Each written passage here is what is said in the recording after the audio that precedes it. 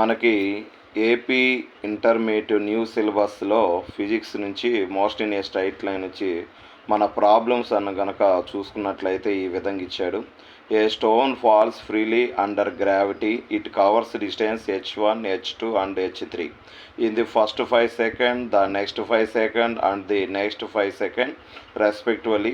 The relation between h1 h2 and h3 అన్నాడు.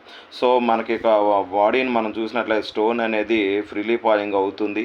First 5 seconds h1 distance వెళ్ళింది. So దీని నుంచి మన స్టేట్మెంట్గా మనం తీసుకున్నట్లయితే సో t1 = 5 seconds డిస్టెన్స్ అనేది h1గా తీసుకున్నాను. అలాగే నెక్స్ట్ 5 seconds అన్నాడు, అంటే t2 = 5 + 5 10 secondsగా తీసుకున్నట్లయితే ఇది హైట్ వచ్చేసి h2గా ట్రీట్ చేసుకోవచ్చు. అలాగే లాస్ట్ వన్ వచ్చేసి 5 seconds అన్నాడు. సో కాబట్టి 3 5s కాబట్టి 15 seconds అనేది అది ట్రావెల్ చేసినటువంటి హైట్ చూసినట్లయితే h3గా తీసుకుంటున్నాను. సో దీని నుంచి మనం రిలేషన్గా మనం చూసినట్లయితే టైంకి అలాగే హైట్ అనగా డిస్ప్లేస్మెంట్కి, అంటే displacement time relation of formula s = ut + ½ ఈ ఫార్ములా సెలెక్ట్ చేసుకున్నాం. సో ఫ్రీలీ పాయింట్ బాడీ కాబట్టి ఇనిషియల్ వెలాసిటీ 0 అవటం వల్ల ఈ 0 × టైం కూడా 0 అవుతుంది. సో దట్ s = ½ ఉంది. So half constant a constant కాబట్టి s డైరెక్ట్లీ ప్రొపోర్షనల్ t². ఈ ఫార్ములాను మనం సెలెక్ట్ చేసుకున్నట్లయితే దీని నుండి s అనగా ఫస్ట్ వన్కి నేను అప్లై చేస్తే h1 దట్ = t అనగా ఫస్ట్ h1కి 5 seconds కాబట్టి 5² దట్ = 25 meters. అలాగే ఈ second one 10 secondsకి h1 + h2 = 10 seconds కాబట్టి 10² దట్ = 100. సో దీని నుంచి మనం h1 + h2 = 100 అయినట్లయితే h2 = 100 మైనస్ h1 అనగా ఆల్రెడీగా 25 వచ్చింది కాబట్టి ఈ డిఫరెన్స్ 75 meters అవుతుంది.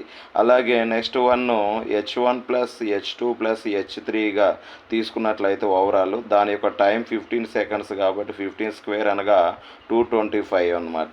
సో దీని నుండి మనము ఫైండ్ అవుట్ చేయాల్సింది h3 కాబట్టి h3 = h1 మైనస్ వాల్యూస్ ఉంటాయి కాబట్టి 225 మైనస్ h1 + h2 వాల్యూని మనం తీసుకున్నట్లయితే h3 = 225 మైనస్ h1 + h2 అనగా 100 కాబట్టి దట్ 125 అనమాట.